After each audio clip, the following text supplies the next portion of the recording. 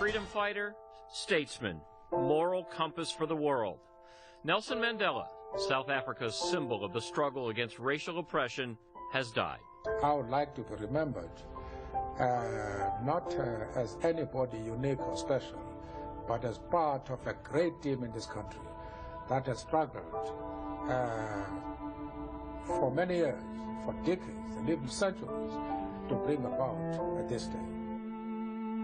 Good evening, everybody. Nelson Mandela was once condemned by his own government as a criminal and a terrorist. But he emerged to negotiate a peaceful end to segregation in South Africa and urged forgiveness for the very white government that imprisoned him. Fox's Jonathan Hunt has more on his life. When Nelson Mandela walked free from prison on February the 11th, 1990, he knew, as did the rest of the world, that white domination in South Africa was about to end. Mandela had fought apartheid since its introduction in South Africa in 1948, campaigning peacefully at first, then advocating and taking part in violent resistance. In 1964, Mandela was sentenced to life with hard labor and sent to the notorious Robben Island prison. Worldwide protests against the apartheid regime quickly gathered pace.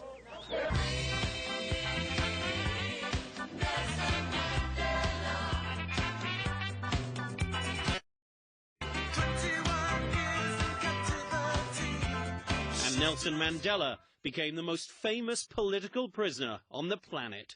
Within months of his 1990 release, he was holding peace talks with South Africa's then-president F.W. de Klerk.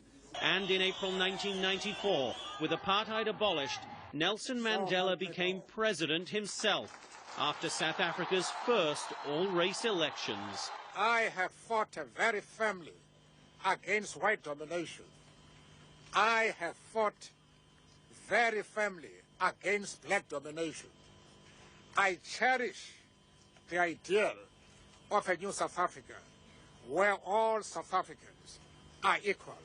Nelson Mandela served just one 5-year term, but remained perhaps the most influential figure in South African politics, certainly the most loved for what he went through, the dignity he displayed, and the change he brought about. But typically for him, Mandela gave all the credit to his fellow citizens. South Africa's heroes are legends across the generations. But it is you, the people, who are our true heroes. And now a nation says a final farewell to the man who perhaps more than any other public figure of the past 50 years defines that word, hero. And Congresswoman Gwen releasing a statement tonight on Mandela, quote, his courage and strength freed a nation and reshaped our history. In 2005, I had the honor and blessing of meeting this remarkable man. It was a powerful moment that left an indelible mark. And of course, people all over the world are mourning Mandela's death, including people here in Milwaukee. Some actually met Mandela. Others say he just inspired them from afar. Our Jenna Sachs live in the newsroom with a lot of reaction tonight. Jenna? Those we spoke with consider Mandela a giant in the human rights movement. Those who met him say he was also thoughtful and generous.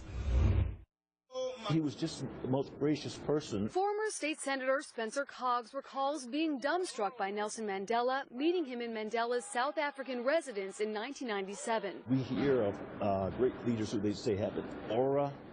Well, Nelson Mandela had an aura. Hours after Mandela's death, the former president is heralded for his convictions and sacrifice and his work transforming South Africa into a democratic society. Black or white, he was a role model. He was a role model for me especially. Representative Mandela Barnes was named after Nelson Mandela and says his namesake inspires him to live a meaningful life. I'll say that having the name, I've always had a lot to live up to.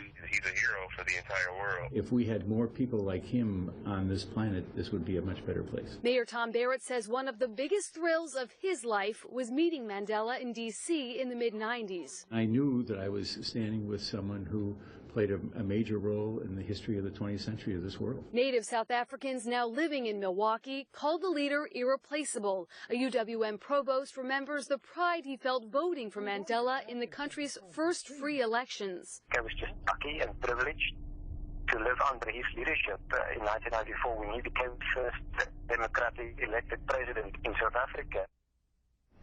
And that last man you heard from says South Africa will mourn Mandela as a nation, and people here will remember him as a larger-than-life figure. Reporting live in the newsroom, Jenna Sachs, Fox 6 News. Jenna, thank you very much. And for more on the life and the accomplishments of Nelson Mandela, come to our website, fox6now.com.